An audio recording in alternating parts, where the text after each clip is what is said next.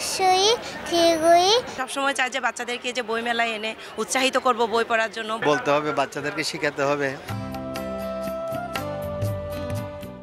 সরগম বদলেছে, চলছে জীবন, বই ছাড়া বিনোদন হচ্ছে হজম। বইমেলা তার মাঝে সুরের লহর, রাশি রাশি বই যেন জ্ঞানের গহ্বর। বইমেলা লেখক ও পাঠকের মিলবন্ধনের এক অন্যতম স্থান। বাংলা ভাষা চর্চা এবং বাংলা ভাষার সংস্কৃতি রক্ষার জন্য বইমেলার গুরুত্ব অপরিসীম। 21শে ফেব্রুয়ারি আন্তর্জাতিক মাতৃভাষা দিবস। এই দিনটি ঘিরে গোটা ফেব্রুয়ারি মাস জুড়ে চলে অমর 21শে বইমেলা। তাই শহীদ দিবসে বইমেলায় উপচে পড়া ভিড় থাকে বরাবরই। বিকেল থেকে অসংখ্য মানুষের পদচারণায় মুখরিত হয়ে ওঠে মেলা প্রাঙ্গণ। স্টলে স্টলে ঘুরে চলে পছন্দের বই কেনা। লেখকরাও নিজেদের বই নিয়ে অপেক্ষায় থাকে পাঠকদের জন্য।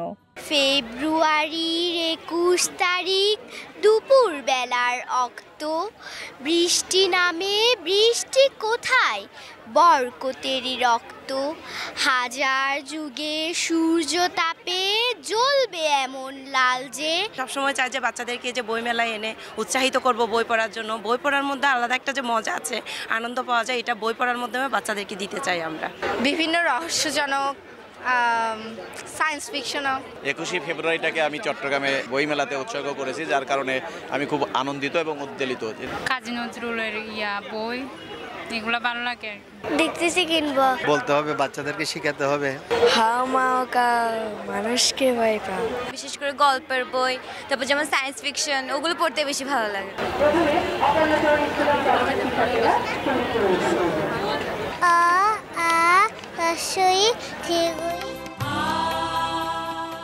এত মানুষের ভিড়ে বইমেলা নিয়ে মিশ্র প্রতিক্রিয়া লেখক ও প্রকাশকের। কেউ বলছেন বিক্রি আশাব্যঞ্জক, অধিকাংশই হয়েছেন আশাহত।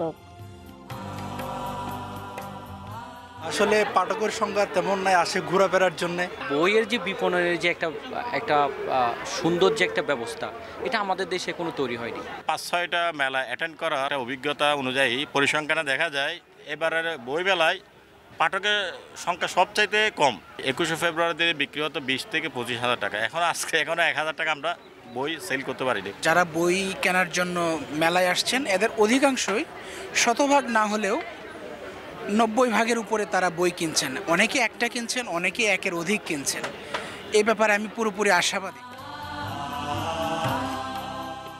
বইমেলা মাতৃভাষা ও মাতৃভাষার অস্তিত্ব রক্ষার জন্য অন্যতম মাধ্যম।